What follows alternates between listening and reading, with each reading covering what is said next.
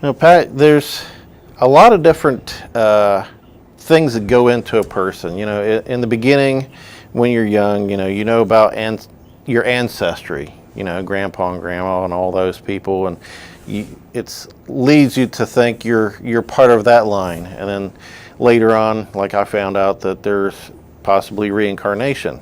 So you've got a history of what you were or lives before and how that's influenced you. So you've got your ancestry and your reincarnation, and then you've got who you are as far as astrology, and there's so many things that goes into it. It's Yeah, complicated. that's very true, because you also intermix environment and culture that Right, you're right. involved with.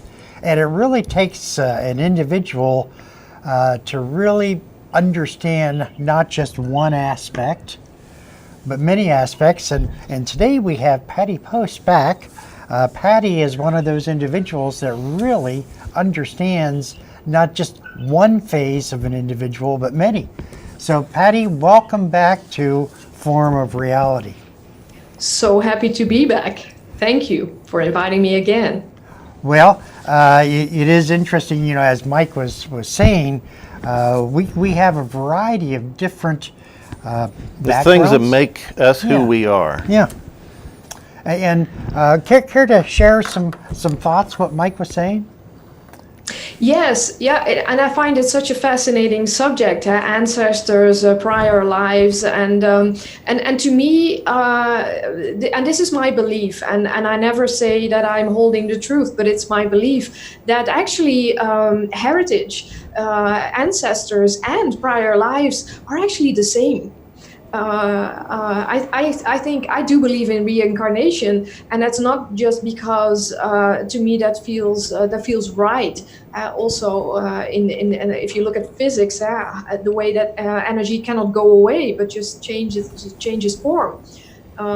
But also because I feel, and looking at people's birth chart and seeing all the things they are trying to learn and master and how to develop themselves, what would be the point if at the end of the day you die and it's gone? The board's just erased. Exactly. I want to believe in reincarnation because what else is the point? And but going back to that notion of ancestors or prior lives, it's so interesting to see, because the way of astrology that I use, the kind of astrology is evolutionary astrology, which kind of stretches the timeline of your life. So I have always a birth date to go on. That is what people call their blueprint. That's the sky at the moment you were born. But it kind of logical, already get the feeling that I have that birth chart because what happened before, because it's like a moment in time, and there was a whole lot of energy just before your birth. And that makes this a very interesting kind of astrology, because if you look at psychoanalysis, if you're on the couch in a traditional psychoanalysis session, the childhood is often addressed. So everything that happened in the childhood that may have hurt you in some way, as some of the echoes of the past are still present in the present, actually. And this reincarnation notion is actually the same. It's about the things of the childhood of the person that you were in a prior life, that actually have still echoes and markings in your current life. And this is always a magical moment if I talk to clients about this part of the birth chart, because it kind of explains why are you the way you are. And it's because of these patterns that are already present when you were born, because they were there before. And either believing in reincarnation or believing in ancestors, it's also inherited in our family lines. And that is very common practice these days. People tend to really connect to that constellation kind of work, the systemic work. I'm not sure it's in Europe, it's very big. Bert Hellinger is the founder of that. But that's a very, very interesting part of the birth chart, looking at, okay, what are these signs, these echoes that you don't know? Why am I doing this? Why am I always doing this? And then I always tell a story about this person, about who they were in a prior life. And that is always the aha moment for people. They're like, okay. Is there evidence of past lives in your birth chart? Yes, there's like two charts. There's the chart, the current chart, and there's a chart behind it. It's a whole different technique for me. So I always first look at the first birth chart, the present birth chart, and then I look at the birth chart, which is almost behind it. It's the same, but it's a different way of reading it. And there are all the clues of patterns that people keep on. They keep on repeating certain patterns, and the clues are in that chart actually. Do you feel that in between lives, you are given the opportunity to sort of select and choose not only who you're going to live with, but also whether you're going to be male, female, what challenges you have to take on, that you have, challenges, etc. Yeah, what I believe is, and I refer to my beloved teacher, Steve Forrest, who I studied with for years. And he would always say, it's like you're standing next to God. And God says, okay, now you go down to earth. And then you say to God, okay, set it up again. Now I'm going to do it differently. So according to indeed the things that you on a soul level would like to learn.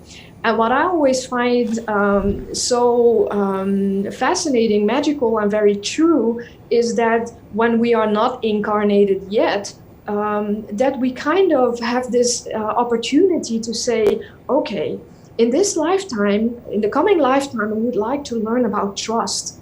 Who would want to help me? And other souls would raise their hands and say, okay, I will help you.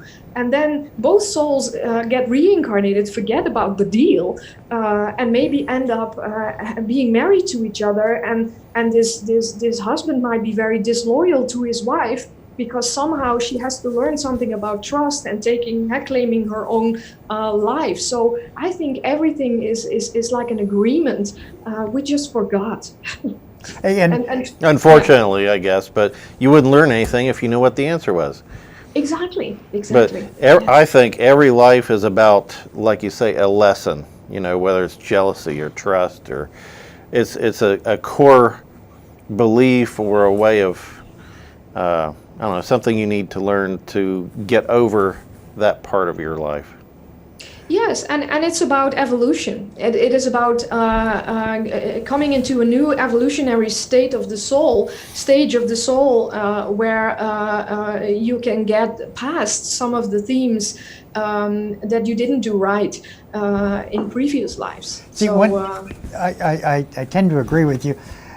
Many people have the notion that astrology is a predictor of events. I'm going to meet so and so next year, etc. I'll meet my soulmate. And that's not necessarily the case. What it does do is it sort of pushes individuals into opportunities that they can learn what you're talking about, the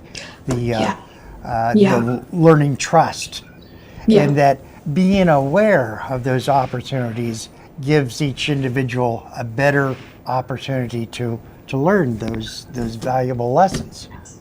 Yes, but I think this is a great comment. I think Patrick, because this is the soul of this work, the heart and soul of this work. Because coaching, whatever kind of coaching you use, it's always about getting people to their autonomy, being able to self-regulate their lives. So for me, astrology is never a prediction. I can see what the potential is. I can see what some of the pitfalls are, and I can see, okay, what is the movement of this soul in this lifetime. But I can never see the level of consciousness that the actual person is in. So when they enter here my room, more when I talk to them online, that's when I calibrate, okay, where is this soul? Where is this person on his or her path? But it's not up to me to fill in the path. It's just giving the palette. It's almost like on a canvas, I'm drawing some of the lines, and of course it's up to the people themselves with their free will to color it and to take the steps that are fitted for them.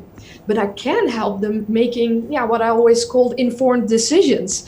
How we can choose to swim against the stream or just go with the flow, and I can at least give some ideas on how they can flow more.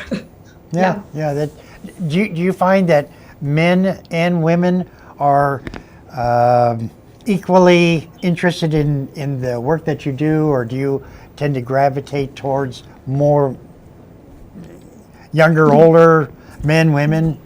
Yeah. That's an excellent question. And I think it has to do quite a bit with where I am in my evolutionary stage. Because when I started out as an astrologer, I would get the people. I had once this woman, and she called me on the phone and she said, can you tell me whether I should divorce my husband? And which is to me a very odd question that I never even want to answer. And while I was evolving and studying more, working with clients more, I have evolved to a stage where I think in a percentage, probably a little bit more women, but many men as well. And usually they are a quite high level of reflection and consciousness already. So they're not looking for answers, they are looking for clues. And not wanting me to tell them what to do. So I would say in ages, anywhere between 30, but also I had a client and she was 65. And I love that because we all want the cool old people. I want to be a cool old lady. I'm 49 now. When I am 65, I want to be cool. I want to be inspirational. You're just still a little baby in a cradle. No, but how cool is it to talk to somebody who is 65 or even 70 years old and still being interested, okay, and what are the steps I can still take, and still being in reflection. I just love that, because these are the people guiding the younger generations into the next phases of their lives. And I think this is very much about the zeitgeist. Is that an English word, zeitgeist? It's a German word, but zeitgeist. Yeah. And we are moving into the age of Aquarius. It's a very spiritual notion. And basically, technically, it means that in the last 2,200 years, we were in the age of Pisces. And that was the age where we all wanted to belong together. And the big countries, the big religions were founded. And it was better to be oppressed than to stick out your neck in the last 2,200 years. And also in our very, only 20 years ago, we had all these marriages that just kept on going. How we need to stay together. Now we're moving into the age of Aquarius for the next 2,200 years. And Aquarius is a very different archetype. It's an archetype about being unique, being authentic, freedom. And that sounds pretty cool, but all the children that are born right now are not born in the like the embedding of the religions and the big families that we used to have. How you were carried by religion, you were carried by your tribe. That's not so much the case anymore. So these children, they get lost because they want to be themselves, they want to be unique, but we are not carrying them. So that's why I love to coach people into being the mentor for these younger people, trying to find their ways, but feel supported and feel carried by our supporting energies, not telling them what to do, but inspiring them to be themselves. It seems pretty chaotic the way, without having stability in your life. If you're just, do this until you get tired of it, be happy at this, then be happy at that, or, different relationships. How do you see this generation coming along? Yeah, well, my own kids are 19 and 20 years old, and I saw them struggle. And at a certain point, what I noticed was, and of course, we all parents, I'm not sure if you are parents, but Oh yeah. we want the best for our kids, of course. And that is great. That gives us heart. But for me to actually tell them what I think is best, that's an entirely different thing. So what I learned while my children were growing up and I was learning about astrology is to really start focusing on my own lessons, on my own development, being very true to myself and inspiring them to do the exact same thing instead of telling them you need to do this and this would be good for you, because they are these children, these free spirited children that are born with the energies to change the world in them. And what can we do? We can just support the genius of the Aquarius archetype, and not constraining them. Because So we I know see a that lot of children, struggling. we Sorry. know that children do whatever you tell them to do, right? Well, not my children. Well, I never told them what to do. I never told them what I to mean, do. because they do the opposite. Well, Yeah, but being congruent in your own actions, I think, is a major parental prerequisite. Actually, I was always telling them, oh, it's important to be yourself and to choose whatever you like in your life path. But I was working at a large company, having a headache every day. So I was not role modeling that at all. So the day I quit my job, my son said, "Oh yeah, finally! I was told you 3 years ago to go to leave." See, so yeah, it helped me a lot to stay in my own energy, using the astrology for both my children and myself. children tend to learn, as you're indicating, by what we do, not what we say. And I think that's very, very true in today's society, that kids are watching us on a constant basis, and they know when we're not being honest with ourselves, and they know when we are. And the best thing that we can do as parents is to be true to ourselves. Absolutely, absolutely. And I do remember the times that I was trying to do that and not succeeding, and they would just completely see through that.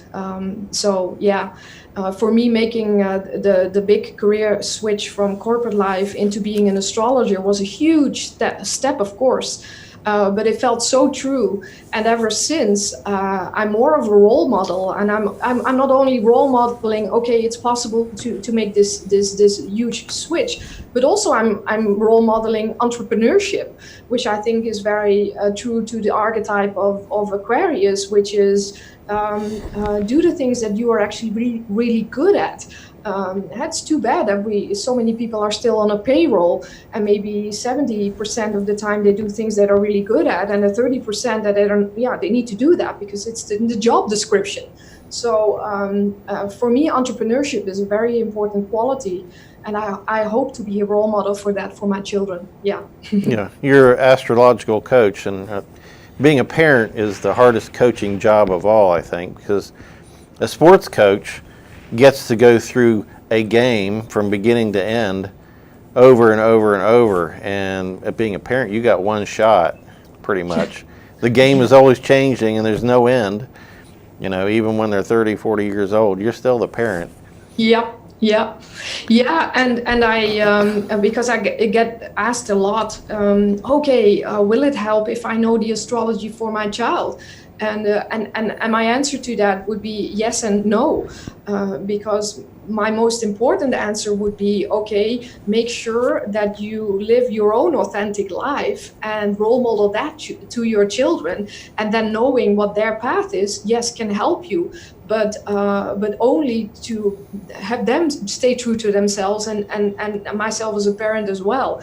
And I have quite a big pattern, and it's very it's plastered in my own birth chart. It's a pattern of guilt, and I would always say, oh, am I doing it right for my children? And I think every parent asks themselves that question. And what I found is I cannot be the coach of my children. So if my children, I would never be their coach. I just want to be their mother, and I want to support them. Yeah. Curiosity. I think in your website, and that's patty.post.nl for those in English /en. You alluded to the fact that what is the reason why we are here on Earth? Why is Mike here, Patrick here, Patty here? What have you come to the conclusion? Yeah, well, I think it's one of the most fundamental questions. I think there's two questions that are at the basis of every coaching, whatever you do, and that is why am I here, and am I okay? Yeah, good question. Am I a failure? Am I screwed it up all this time? So that's at least where I boiled it down to, and so the question why am I here is of course a very spiritual question. It's a question about meaning, and what I sometimes see and still see in some of my clients that they are hoping that I'm giving them the exact words for, okay, as of now, you need to carve oak wood in Oklahoma for the rest of your days. That's far too specific. But the why am I here is a combination of the movement that is visible in the birth chart of the developmental stage that you're at as a soul in your evolution. Getting past these patterns and moving into a fulfilled and happy life, because that answers the question the closest, I think, of why am I here. But it's never a single sentence statement, although people do love those statements. But I can never make a kind of statement like that. I can see, okay, these are the elements that will make sure that you feel like I'm okay and I'm doing the right things. And do you see people always asking me, am I on my path? And you're always on your path. And I would also say you're almost always on the right path. We can just make little detours, and I can help you make it a little more efficient. But the why am I here is such a universal question. That drives people here. Do you see people, old souls and new souls, or do you get that? You know, people more experienced or something? Yeah, I'm a Sagittarius. I tend to get opinionated, and I don't want to be too much of an opinion here. But what I found is that some of the spirituality in this in the current society is a lot flight to the light kind of spirituality. And that whole notion of old soul, new soul, for me is sometimes an excuse for certain behavior, and also sometimes shows some spiritual snobism. Snobism, is that an English word? Being a bit of a snob about being a bit like this. I'm an old soul, and I think everybody incarnated on this current earth is an old soul, and I don't have proof, but I never want to use these kind of statements to put myself or other people in a hierarchy, and that's what I see a lot in the so-called sometimes spiritual world. Yeah. You know, when you work with individuals that approach you, what are they looking for? Are they hoping you to give them insights or relationship or decisions? Yeah. You know, how to deal with a person, a child, a working group, or should I start a business now, or should I expand, or you know, what are they looking for usually? Yeah, it's. I think I have my own vibration and what I send out in this world quite in order, because what the audience that I get mostly right now are always people looking for how can I take the next step in my life. in a broad way, not only a relationship. It's mostly about businesses. I get mostly entrepreneurs and like I said, coaches. I said that before. So always looking for the next step, already having a high level of reflection on their own life, usually have done quite a bit of soul searching and also personal and spiritual development, and just looking for, again, the clues of how to take the next step in their life. And all the life areas are kind of integrated in that question.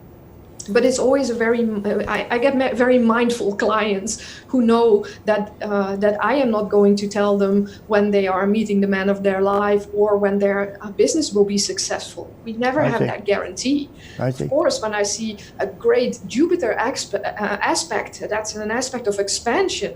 It can expand, yes, it can mean that your business is going to expand. But if you do not do the inner work, it can also expand the fact that you are feeling rotten about yourself. You know, I cannot tell. Now you have a webpage, patty.post.nl/en if you want English. And you have several things on your website that viewers might find interesting. One is the Stargazer Academy. Mm-hmm. And tell us a little bit about the website. What you have several different videos on there. You also tell us about it. Yeah.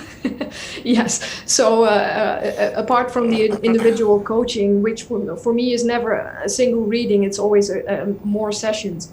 I also started the Stargazer Academy because obviously I love to talk, and I love to talk about this subject, and I love to transfer my knowledge. So the Stargazer Academy is both online and also live masterclasses on different subjects of astrology. And also I have this for 3 years, a YouTube channel where I every month say something about the astrology of the month. That is in Dutch, and I've now also started an English version. Ah, very good. So as of now, I will also do the monthly videos in English, supported by a newsletter where the most important dates are listed, so you don't have to write everything down yourself.